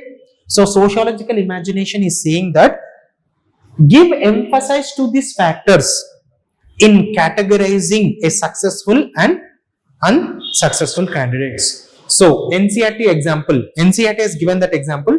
Two students may have equal talent but unequal infrastructure, coaching, internet access and social capital. Therefore, their talent might be same but the outcome might be different. You understand my point? Someone would have that cultural capital. If a person is son of an IAS officer, he would have since his childhood, he would have observed his parents, how they behave, how they interact. Now, don't you think if his mother and father is respected every day, he will aspire to get that respect. If a son is rickshaw puller, the way society is treating with that rickshaw puller, don't you think he will not get that motivation from his parents? So, everyday motivation, and very few people would motivate this rickshaw puller son. Now you understand my point. So, infrastructure is not about quality of facilities. It is also about the family, socialization, all these things influence. That is the reason why C. Mills has introduced this concept called sociological imagination. No failure is personal failure. There are public factors, there are overall societal issues which is shaping that individual. Okay, that is the reason why you see many people think that sociological imagination, when you look from the context, many people think that you are becoming an IAS officer because of it is your dream. But when you sit and analyze, it is not merely your dream. It might be your mother's dream which you are fulfilling. It might be your father's dream which you are fulfilling, or it might be someone's dream which you are fulfilling. You understand my point? So, no decision will be individual decision also. It will be influenced by society. You are coming from a good background where in your family there are so many government employees. These government employees would have influenced you to become a better government employee, highest government employee, that is IAS officer. You understand my point?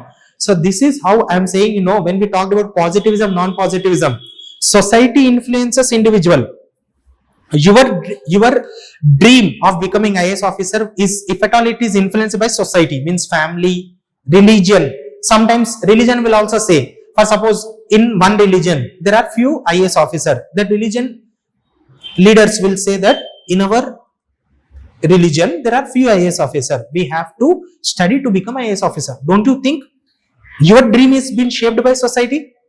Sometimes individual will shape society, and IAS officer will influence 100 aspirants to become IAS. So this is what we are talking about, sociological imagination, which will talk about personal troubles with public issue, which will shift the attention from individual to society. Okay. Now we talked about this emergence of sociology. This has been discussed in unit 1. Renaissance, humanism, scientific revolution, just now I talked about it. Secularism in Europe. How, sir, what is humanism and secularism? We did not discuss this concept. In Europe, as I said, no, everything was controlled by church. But now when you started questioning church, means automatically the control of church is coming down, means control of religion is coming down. When religion is declining, now don't you think equality, religion is moving away from public life, so people are living in a secular world. Otherwise religion used to dictate everything. Marriage, if at all a marriage should be done, conducted, it will be done in church. Birthday celebration, church. So secularism is also promoted, and this secularism questioned religious domination, authority of church. So Renaissance, humanism means nothing but giving importance to humanity. Earlier slavery was there. Okay. Capitalism questioned this capitalism, and gradually in the society in Europe, people gave importance to civil rights, okay, by abandoning slavery. So humanism promoted, scientific revolution promoted, secularism promoted, industrial revolution promoted, and we see the rise of modernity. And modernity, because of modernity, what will happen? Outcomes. Because of this modernity, what are the outcomes? These are the outcomes. Urban poverty, inequality. In rural areas there was not that much inequality, but now we see because of capitalism, because of industries, inequality emerged. Factory discipline, stress increased, 9 to 6, 9 to 8 job, migration, alienation, social dislocation. Because of these reasons, modernity emerged in Europe, and fallout of modernity has also happened. Decline of modernity because of social issues. So sociology emerged. There was a question, emergence of sociology, rise of modernity and fallout of modernity led to emergence of sociology. Can't you answer that with this understanding? Okay, there was a question, no need to worry. Social statics and social dynamics, interplay between social statistics and social dynamics led to emergence of sociology. What is social statics? Those factors which are making Europe stagnate. Social dynamics, these are social dynamics. Emergence of sociology. Every year from the topic of emergence of sociology, you will get 20 marks. At times you get 30 marks also. Didn't we not discuss, although we did not discuss in detail, we did not discuss definitions, but you got the essence. So I don't want to discuss this NCERTs as NCERTs. I want to discuss the basics of optional. My intention is very clear. I might take time, but I will make sure that we discuss. Are you understanding? I don't want to waste your valuable time. I directly want to jump into the topic. I know it will be somewhat difficulties when I am using technical words, but the intention of mine is very clear. The framework will be NCERTs, but the topics will be discussed is optional topics. Okay. So sociology emerged to understand this fast changing society scientifically. This led to emergence of sociology in Europe. Now, why should we study the beginning and growth of sociology? I think this PPT framework, something is disturbed.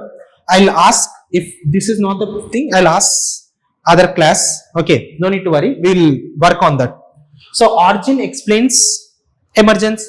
So sociology is deeply concerned with in emergence of sociology, modernity and fallout of sociology. We talked about change, how society is changing, how modernity is increasing, and because of modernity, what are the social problems? Urban poverty is a social change, social inequalities is a change, divorce rate is a change, disorder is also there, Earlier there was so much ordered. Now we see because of industrial revolution, industries emerged, disorder emerged. Disorder, joint family has been changed, inequality emerged. We see earlier there was only ruling class, everyone was commoners. Now you see inequality also emerged. Feudal form of inequality is replaced by capitalist form of inequality. In feudal there were masters and slaves, and masters and serfs. No need to worry, there is a difference between slaves, serfs. We'll discuss that. Okay, but new types of inequality emerged. Modern institutions emerged. Don't you think we will understand that? That is the reason why we should study emergence. This was there in the NCERT. European roots needs to be discussed. Sociology, where did it emerge? Europe. But actually when we go into sociology optional, even though this is not mentioned in many standard books also, sociology optional level books also, it is not mentioned. There is a concept called Eurocentrism. Everyone will talk about emergence of sociology only in Europe, because modernity emerged in Europe. But during that point of time, in Japan also modernity emerged. Associated problems emerged in Japan also. But as many thinkers, and because Europe was having the domination, because of the domination only other countries were being made as subordinates, dominion countries, or what you say, colonial countries. Because of this domination, everyone only talked about sociology emerged only in Europe, but actually modernity emerged in different places like Japan. But because of Eurocentrism in the world, means nothing but because of domination of Europe, we give the credit that sociology only emerged in Europe. But many thinkers criticize that. Okay, many Indian thinkers also say that sociology did not emerge in Europe. Before this, in India also sociology, modernity emerged, and we see the fallout of modernity. Okay, so thinkers make more sense. We talked about Auguste Comte, we talked about Durkheim. Just now I talked about it. They are positivist. We talked about Karl Marx. Okay, Auguste Comte and Weber and Durkheim was a positivist. Weber is non-positivist, and Karl Marx is a critical school. He questioned all these things. Okay, he questioned modernity. Because why he questioned modernity? He questioned modernity because modernity is leading to exploitation of working class. Labor exploitation is happening. So this is how it will give emergence of sociology. We will understand. You will give the essence of thinkers. It builds optional language. In optional, what are the terms which we are using? Secularism, capitalism, modernity. And it trains historical thinking. How history is shaping society. It will help us. So that is the reason why we discuss that. Okay. Sociology among social sciences. What's the time? Do we have time? Should I continue, or let us continue in the next class? Quickly, you continue. Okay, should I? Okay, if first chapter occur finish cheshi, we'll focus on next thing. Now, when we are talking about sociology relation with other disciplines, sociology relation with other disciplines is how sociology is different from economy, how sociology is different from political science, how sociology is different from history, and how sociology is different from anthropology. Now, economy is talking about production, input, output, GDP. But sociology will talk about, economy will be talking about investment. Sociology will be talking about how investment is shaping society. How investment is shaping social behavior. Let me tell you, we are eating oats. We consume oats. Oats is not the staple diet of Indians. Staple diet of Indians is millets and cereals. Okay, and millets particularly. But why we are consuming oats is economy. Oats is the industry or the capitalist who are manufacturing, who are selling these oats. They want to expand their market. And that is the reason why the culture of oats in breakfast has been rubbed on Indians. You understand my point? Means economy will only be talking about the market for oats is increasing all over the world. But sociologists will say that capitalists are deliberately promoting their market through different advertisements and doing that. Nowadays you see, whenever you open Instagram or Facebook, okay, if at all you in social media you type that I'm preparing or I'm planning for a friend's wedding, immediately when you type that, the algorithm will make sure that if you don't want to shop also, it will show that these are the wedding outfits which are popular. You in your feed you will get that. So this is what is marketing. So capitalists will try to sell the product, but how capitalists are shaping the social behavior will be talked by sociologists. You understand my point? Economists will only talk about production and all. How economists are devising a policies in such that they are shaping the social behavior. Oats are not needed for Indians. We have to depend on millets. But unfortunately, you see this oats culture promoted in India. Cornflakes, oats, all these things develop. Nowadays, we are trying to question that and we are trying to promote millets. Because of the nutritious values in millets. Because in Indian geographical condition, see temperate countries can consume different food, wheat, but tropical countries need other tropical diet. Now we are focusing on that. But economists to spread their market, they are focusing on it. Now you can also see that Donald Trump, why he is focusing on West Asia? Because in a simple terms, he want to gain control over oil or he want to disturb oil supply chain. Now he got the Venezuela oil, he want to disturb other countries getting oil. Simple.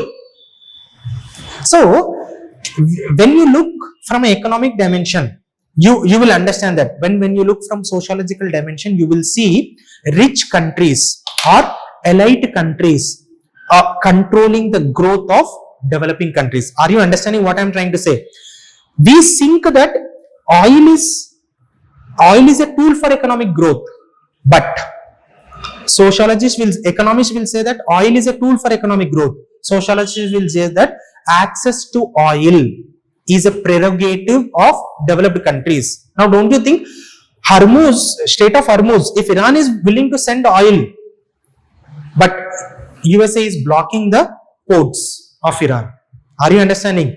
So this is how you talk about the relation between economy and sociology. Economy will be talking about production and all. Sociology will be talking about sociological behavior. How developed countries are controlling developing countries. In the name of World Trade Organization, developed countries are becoming rich.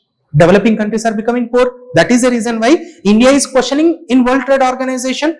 You are saying free trade, but by promoting free trade, we are becoming poor. Rich countries are becoming more rich. Who will question this? Sociologists will question this. But economists will say that no, there should be a free trade. But sociologists will say that how free trade is impacting developing countries and least developing countries. Okay, and this is with respect to history, sociology and economy. When we are talking about sociology and history have the data, history have the past data. Based on this past data only, sociology developed. So, sociology without history is rootless.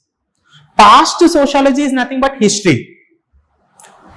Present sociology is based on past history. You understand my point? So, this is the interrelationship. Further, just now we talked about emergence of sociology because of Industrial Revolution and French Revolution. Don't you think French Revolution is in history? Industrial Revolution is in history. This history is shaping sociology. So that is how you see past events and causes are shaping sociology. What sociology adds? It will look into the patterns. In history, what happens is we only, when you want to understand the difference between history and sociology, I'll tell you. In modern history, what do you study? What are the major chapters in modern history? You tell me. In modern history, national movement. In national movement, what are the major chapters? Shall I say, when you talk about national movement from historically, you will say national movement before Gandhi, national movement after Gandhi. You will talk history from one event or one individual, or you will talk about history from top, from ruling class. But sociology will look into society from bottom. History talks about, so history looks into, gives an understanding about society from up. Sociology will gives understanding about society from bottom.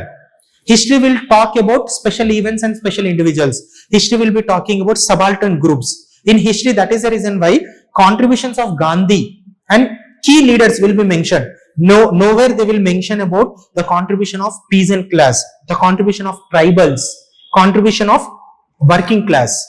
That will be mentioned, but it will be mentioned in a few areas. Sociology will highlight that. That is the reason why sociology focuses on subaltern studies. Subaltern studies means focusing on vulnerable and marginalized sections. Sociology will not glorify one individual. You understand my point? So technically, we will say that history focuses on idiographic, sociology focuses on neo-mythic. Okay, this we'll discuss. Okay, but you understood the essence. What is the relationship between history and sociology? What is the difference also?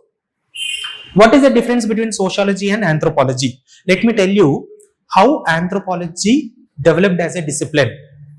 When Europeans made Asian and African countries as colonies, they wanted to study those colonies such that they want to establish administrative control. That is the reason why they considered these societies were simple societies, barbaric societies, uncivilized. So go and study those societies such that we can establish administrative control. So anthropology developed as a discipline to study simple societies. But now Asian and African societies become modern societies. So anthropology was study of simple society. Sociology was study of complex society. Sociology developed in Europe. How?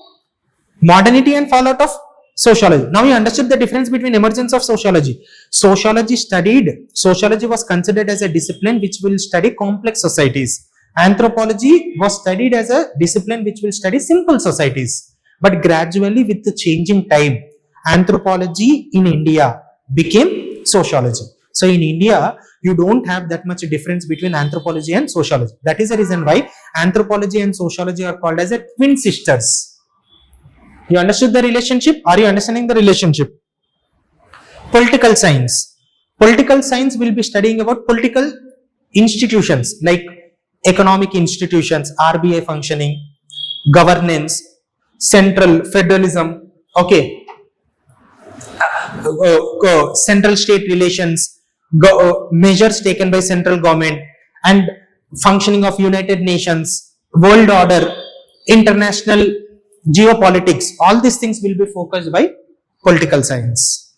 So the power structure at macro level will be focused by political science. How central government is controlling states, how states are controlling local institutions will be focused by political science. But when it comes to sociology, sociology will be looking into power relations. Political science is also talking about power dynamics, but sociology will be looking into the operation of power at micro levels. What are those micro levels?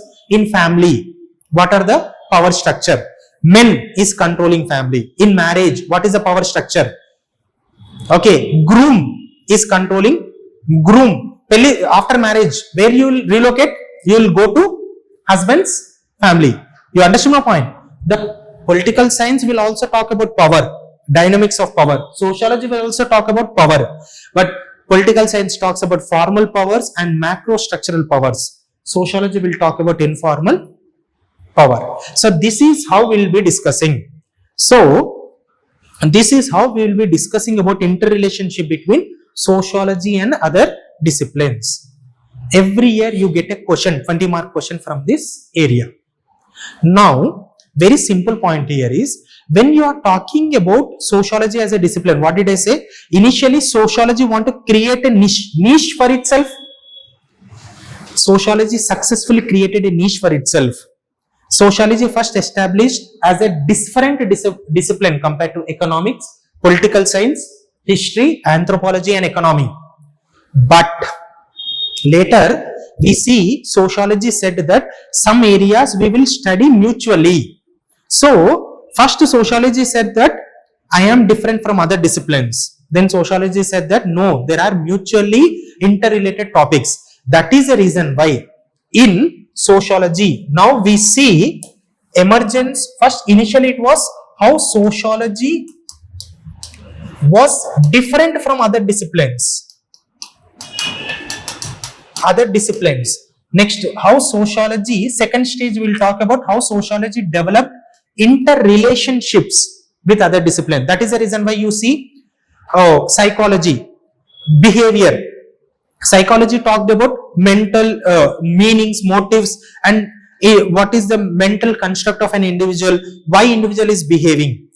Now, don't you think when you understand when an individual is shaping a society, don't you think a psychological understanding will give a better sociological understanding of that individual, how individual is shaping society? So, psychology is helping society. Sociology is helping psychology. Why do you see certain individual is undergoing stress? Nuclear families, when parents are not giving enough attention, then parents are, when we see suicide rate is happening and depression is happening. You understand my point? So this is how there is an interplay between every discipline. When you talk about economy also, now don't you think in planning commission, planning will be done by economists. In every planning commission, there will be a sociologist, because we don't want to devise an economic policy. We want to devise an economic policy which will influence grassroots, sociological behavior. You understood? So, initially differences were seen between sociology and other disciplines. Gradually, we see interrelationship develop. That is the reason why now we are talking about multidisciplinary approach. Even national education policy is also saying no. Along with sociology, you can study economy. Along with psychology, you can study economy. Interdisciplinary, multidisciplinary, and interdisciplinary